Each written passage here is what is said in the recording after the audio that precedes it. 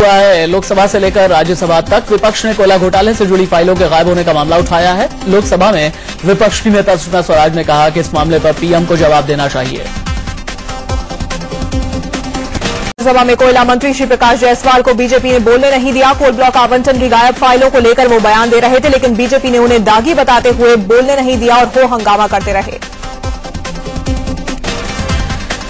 Food security bill का समर्थन करने पर समाजवादी पार्टी राजी हो गई है। इससे सरकार को एक बड़ी राहत मिली है। सूत्रों के हवाले से खबर है कि मुलायम सिंह की पार्टी इस बिल पर कुछ संशोधन लाना चाहती है, लेकिन बिल के पूरी तरफ से खिलाफ नहीं है।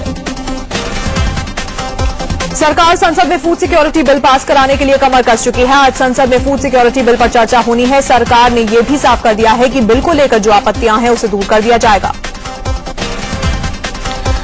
संसद में फूड सिक्योरिटी बिल अभी पास होना बाकी है, लेकिन देश के 5 कांग्रेस शासित राज्यों में आज से खाद्य सुरक्षा योजना लागू की जा रही है।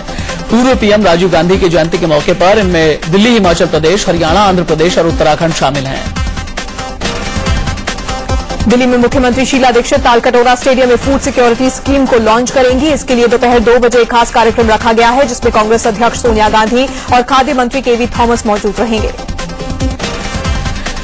हरियाणा में भी आज से खाद्य सुरक्षा योजना की शुरुआत की जाएगी। मुख्यमंत्री भूपेंद्र सिंह हुड्डा पानीपत से इस योजना की शुरुआत करेंगे। इस योजना के तहत हरियाणा की आधी आबादी को सस्ती दर पर अनाज मुहैया हो पाएगा। आज पूर्व प्रधानमंत्री राजीव गांधी की 69वीं जयंती है। इस मौके पर दिल्ली में यूपीए अध्यक्ष सोनिया गांधी के साथ राहुल गांधी और प्रियंका वाड्रा समेत कई नेताओं ने वीरभूमि पहुंचकर उनकी समाधि पर श्रद्धासुमन अर्पित किए। दिल्ली की शिला सरकार को प्याज की बढ़ी कीमत पर घेरने के लिए बीजेपी कमर कस चुकी है। दिल्ली बीजेपी के अध्यक्ष विजय गोयल आज प्रदेश कार्यालय से लेकर तालकटोरा स्टेडियम तक एक रैली निकालेंगे और रास्ते में प्याज, आलू, टमाटर भी बेचेंगे। रुपया एक बार फिर से गिर गया है। डॉलर के मुकाबले रुपया अब तक के सबसे निचले स्तर पर पहुंच गया है। $1 के मुकाबले रुपये की कीमत 64 रुपये 11 पैसे दर्ज की गई। डॉलर के मुकाबले रुपये में गिरावट से देश का घाटा बढ़ता जा रहा है। विदेशों से कच्चा तेल समेत दूसरे आयात के लिए ज्यादा डॉलर खर्च करने पड़ रहे हैं। इससे पेट्रोल, डीजल के महंगा होने की आशंका एक बार फिर बढ़ गई है। रुपये की घटती कीमत को देखते हुए सरकार ने फ्लैट स्क्रीन वाले टेलीविजन विदेश से लाने पर रोक लगा दी है। विदेश यात्रा पर जाने वाले यात्री 26 अगस्त के बाद वापसी में ड्यूटी फ्री एलसीडी, एलईडी और प्लाज्मा टीवी नहीं ला सकेंगे। रुपये में गिरावट का अच्छा खासा असर शेयर बाजार पर भी देखने को मिला है। सेंसेक्स 18,000 के निचले स्तर के साथ खुला। कल सेंसेक्स 320 अंक टूटकर 18,278 और निफ्टी 106 अंक गिरकर 5,401 पर बंद हुए थे। 84 कोसी परिक्रमा को लेकर यूपी सरकार और संत आमने सामने आ गए हैं। राज्य सरकार ने माहौल बिगड़ने का हवाला देते हुए यात्रा को मंजूरी नहीं दी है। इसके बावजूद वीएचपी और संत यात्रा शुरू करने पर अड़े हुए हैं।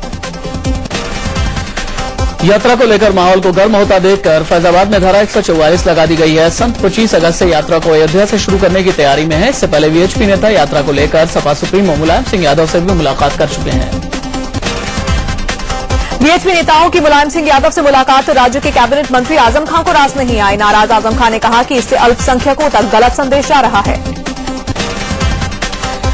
कांग्रेस महासचिव दिग्विजय सिंह बीजेपी नेता अरुण जेटली पर निशाना साधते नजर आए। दिग्विजय ने एक ब्लॉग पर लिखा कि बीजेपी को रॉबर्ट वाड्रा से नहीं बल्कि जेटली से बिजनेस सीखना चाहिए। उन्होंने दावा किया कि साल 2006 में जेटली की जो संपत्ति 24 करोड़ थी वो आज बढ़कर 158 करोड़ हो गई है। दिग्विजय ने ब्लॉग के बाद ट्विटर के जरिए भी जेटली पर निशाना साधा। उन्होंने लिखा कि सभी सांसदों में से अरुण जेटली की संपत्ति में सबसे ज्यादा इजाफा हुआ है। क्या जेटली इस पर जवाब देंगे? पाकिस्तान ने एक बार फिर सीजफायर का उल्लंघन किया है। पुंछ के हमीरपुर सेक्टर में सुबह करीब 8:30 बजे फायरिंग की गई। बताया जा रहा है कि फायरिंग में ऑटोमेटिक हथियारों का इस्तेमाल किया गया। इससे एक दिन पहले भी पाकिस्तान की तरफ से सीजफायर का उल्लंघन किया गया और जबरदस्त फायरिंग की गई। एलओसी में पाक सैनिकों ने बालाकोट, हमीरपुर, मनकोट और मेंढर सेक्टर में फायरिंग काफी देर तक की और उसकी तस्वीरें भी इस वक्त आप देख रहे हैं। पाकिस्तान की तरफ से इसी साल 82 बार संघर्ष विराम का उल्लंघन किया गया है और जब से नवाज शरीफ पाकिस्तान में पीएम बने हैं सीजफायर उल्लंघन की घटनाएं बढ़ी हैं। हालांकि घुसपैठ की कोशिश करने वाले 28 आतंकियों को भारतीय जवानों ने मार भी गिराया। एलओसी पर तनाव को लेकर रक्षा मंत्री ए के एंटनी ने सोमवार को राज्यसभा में बयान दिया। उन्होंने पाक को 2 टूक शब्दों में चेतावनी दी कि वो भारत के धैर्य का फायदा न उठाए। एंटनी ने यह भी कहा कि पुंछ में 5 भारतीय सैनिकों की हत्या में पाक सेना की विशेष टीम शामिल थी। हालांकि एलओसी पर तनाव के बीच पाकिस्तानी प्रधानमंत्री नवाज शरीफ ने एक बार फिर बेहतर संबंधों का राग अलापा है। शरीफ ने कहा कि हमने हमेशा भारत के साथ अच्छे संबंधों को तरजीह दी है। रेल राज्य मंत्री अधीर रंजन चौधरी ने कहा कि खगड़िया हादसे के जिम्मेदार लोगों पर कार्रवाई होगी। उन्होंने माना कि जिला प्रशासन और रेल प्रशासन के बीच कोऑर्डिनेशन की कमी की वजह से यह हादसा हुआ। इससे पहले खगड़िया के धमारा घाट हॉल्ट का मुआयना करने पहुंचे रेल राज्य मंत्री अधीर रंजन चौधरी ने हादसे के लिए राज्य सरकार को जिम्मेदार ठहरा दिया। उन्होंने कहा कि कात्यायनी मंदिर में दर्शन के लिए बड़ी संख्या में लोग पहुंचे थे, लेकिन जिला प्रशासन ने सूचना रेलवे को नहीं दी थी। सोमवार को संसद में रेल मंत्री मल्लिकार्जुन खड़गे ने भी खगड़िया हादसे के लिए स्थानीय प्रशासन को जिम्मेदार ठहराया। उन्होंने संसद में ऐलान किया कि मृतक के परिजनों को 5 लाख रुपए और गंभीर रूप से घायलों को 1 लाख का मुआवजा दिया जाएगा।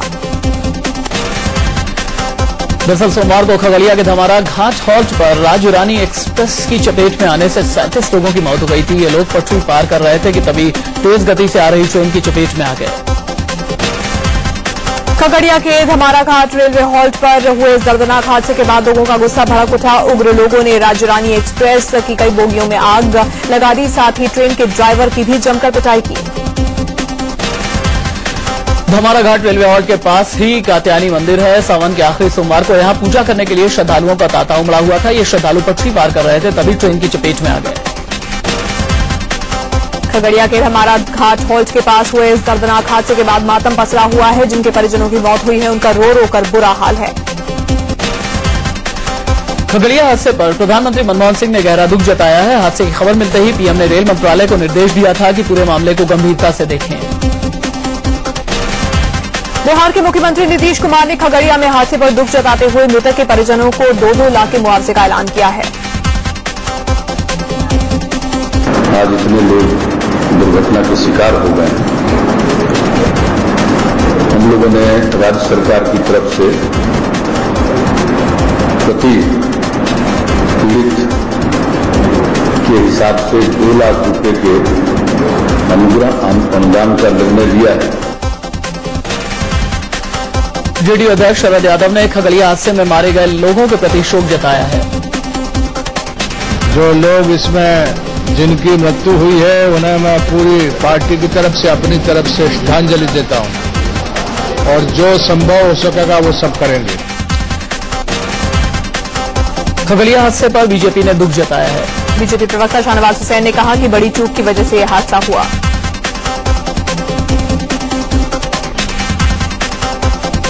भीड़ थी हमारा स्टेशन पर, तब गाड़ी को पहले ही अलर्ट करना चाहिए था, लेकिन बड़ी भूल हुई है, बड़ी चूक हुई है।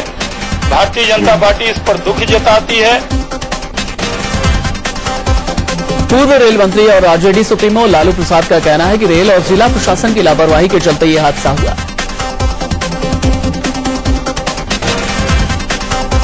एलजेपी सुप्रीमो रामविलास पासवान ने खगड़िया हादसे के लिए राज्य सरकार को जिम्मेदार ठहराया और सीएम के इस्तीफे की मांग की। खगड़िया में हुए हादसे के बाद लोगों के गुस्से के चलते रेलवे को 90 करोड़ रुपए का नुकसान हुआ है। राज्य रानी एक्सप्रेस की 15 बोगियों को गुस्साई भीड़ ने फूंक दिया। साथ ही धमारा घाट हॉल्ट पर भी काफी तोड़फोड़ की गई। खगड़िया में हुए हादसे में मारे गए लोगों की आत्मा की शांति के लिए बोधगया में बौद्ध भिक्षुओं ने विशेष पूजा अर्चना की। बिहार के लखीसराय में अभी ट्रेन हादसा हुआ है। इसमें 5 लोगों की मौत की खबर है। यहाँ के मनकट्ठा हॉल्ट के पास पटरी पार करने के दौरान ये लोग ट्रेन की चपेट में आ गए। ये सभी अशोक धाम में पूजा करने जा रहे थे, तभी यह हादसा हो गया। यूपी के औरैया जिले में भी ट्रेन की चपेट में आने से 2 बच्चों की जान चली गई। ये बच्चे अपनी मां के साथ ननिहाल जा रहे थे। रेलवे क्रॉसिंग पर ट्रेन ने इन बच्चों को दिया।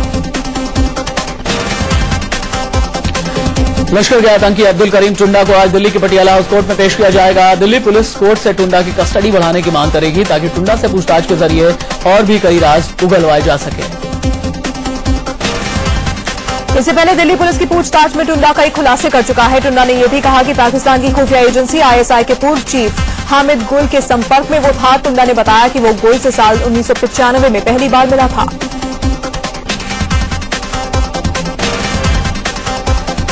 आतंकी अब्दुल करीम टुंडा ने यह भी खुलासा किया था कि दिल्ली समेत देश के कई हिस्सों में हमला किया जाना था। दिल्ली में जामा मस्जिद, चांदनी चौक के अलावा दिल्ली और मुंबई एयरपोर्ट उसके टारगेट थे। धार्मिक स्थलों और भीड़भाड़ वाली जगहों पर भी धमाके का प्लान था। आतंकी टुंडा के मुताबिक दिल्ली, महाराष्ट्र, गुजरात, जम्मू कश्मीर, हिमाचल प्रदेश और केरल की 17 अहम जगहों को टारगेट किया जाना था। इनमें से अधिकतर जगहों पर धमाके की तैयारी तकरीबन पूरी कर ली गई थी और इसी का जायजा लेने के लिए टुंडा भारत आ रहा था। यूपी के पिलखुआ से अगली खबर तानिया बताएं। यूपी के पुलखुआ में लोगों ने गिरफ्तार किए गए आतंकवादी अब्दुल करीम टुंडा का पुतला फूंककर अपना विरोध जताया है। लोगों ने यहां के रहने वाले टुंडा को समाज का कलंक बताते हुए उसकी फांसी की मांग की है।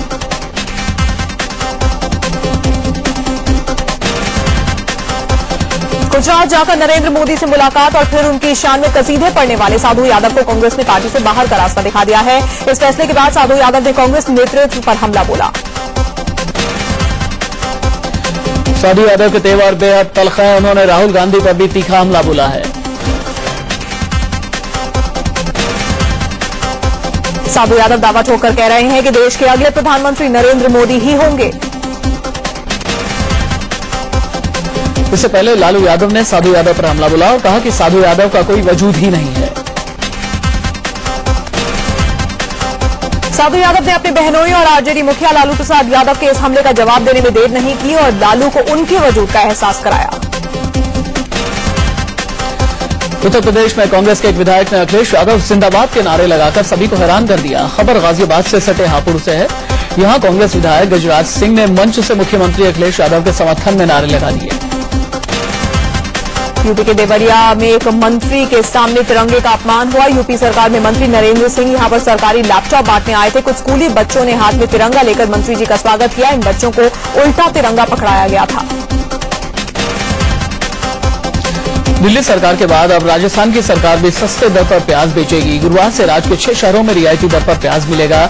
मुख्यमंत्री के निर्देश के बाद 40 से 45 रुपए प्रति किलो की दर से सरकारी प्याज बेचा जाएगा। उपहार केंद्रों के अलावा डेयरी बूथ और मोबाइल वैन से प्याज की बिक्री की जाएगी। आईएएस दुर्गा शक्ति नागपाल को लेकर फेसबुक पर टिप्पणी कर जेल जा चुके दलित चिंतक कमल भारती ने यूपी में नगर विकास मंत्री आजम खान से जान को खतरा बताया है। कमल भारती ने आरोप लगाया कि आजम खान उनकी हत्या करवा सकते हैं। सलमान खान का हिट एंड रन मामले में मुंबई के सेशंस कोर्ट में अब 5 सितंबर को सुनवाई होगी। पिछली सुनवाई में सलमान खान पर आरोप तय किए गए थे, लेकिन नए जज के आने के चलते सुनवाई 5 सितंबर तक टाल दी गई है। जुवेनाइल जस्टिस बोर्ड ने 16 दिसंबर को दिल्ली में हुए गैंगरेप के नाबालिग आरोपी का फैसला 31 अगस्त तक टाल दिया है।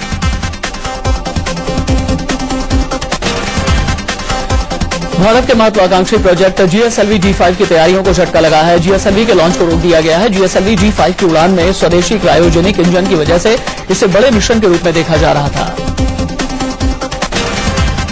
महाराष्ट्र के बड़े समाजसेवी नरेंद्र दाभोलकर की पुणे में हत्या कर दी गई। अपराधियों ने उन्हें ओंकारेश्वर मंदिर के पास गोली मारी। दिल्ली में बदमाशों के हौसले बुलंद हैं। बेखौफ बदमाशों ने रानीबाग इलाके में एक रिटायर्ड अफसर की गोली मारकर हत्या कर दी। हरियाणा सरकार में ए ग्रेड अधिकारी रहे जय नारायण गुप्ता दुकान पर बैठे हुए थे, जहां उन पर गोली चलाई गई। जय नारायण गुप्ता के परिवार के मुताबिक उनकी किसी से कोई दुश्मनी नहीं थी। पुलिस को मौका वारदात से एक रिवॉल्वर मिली है। साथ ही पुलिस बगल के घर में लगे सीसीटीवी कैमरे की फुटेज भी जांच कर रही है। दिल्ली में बदमाशों ने खूनी खेल खेला है। विवेक विहार इलाके में कारोबारी के साथ साथ उनके ड्राइवर और 2 नौकरों की बदमाशों ने हत्या कर दी। कहा जा रहा है कि बदमाश लूटपाट के इरादे से आए थे और विरोध करने के दौरान चारों की जान ले ली गई। दिल्ली के विवेक विहार में एक साथ हुई 4 हत्या से दिल्ली पुलिस के भी होश उड़ गए हैं। इस मर्डर केस को अब तक दिल्ली पुलिस की क्राइम ब्रांच को अब सौंप दिया गया है। दिल्ली के लक्ष्मीनगर इलाके में भी बदमाशों ने खूनी खेल खेला। यहां के एक फ्लैट में मां और बेटी की गला काटकर हत्या कर दी गई। कहा जा रहा है कि लूटपाट के इरादे से अपराधी आए थे, जिसका विरोध करने पर मां बेटी की जान चली गई। भारतीय सीमा से करीब 8000 किलोमीटर दूर भूमध्य सागर से एक नौसैनिक लापता हो गया है। पिछले 2.5 महीने से MT2 जहाज के ट्रेनी कैडेट उमाशंकर महतो की तलाश हो रही है। टर्की की नौसेना और पुलिस के अलावा डीजी शिपिंग भारतीय नौसैनिक उमाशंकर महतो की तलाश में जुटे हैं, लेकिन अभी तक कामयाबी नहीं मिल पाई। जांच में जुटी एजेंसियां फिलहाल कैडेट की डायरी से सुराग तलाश रही हैं।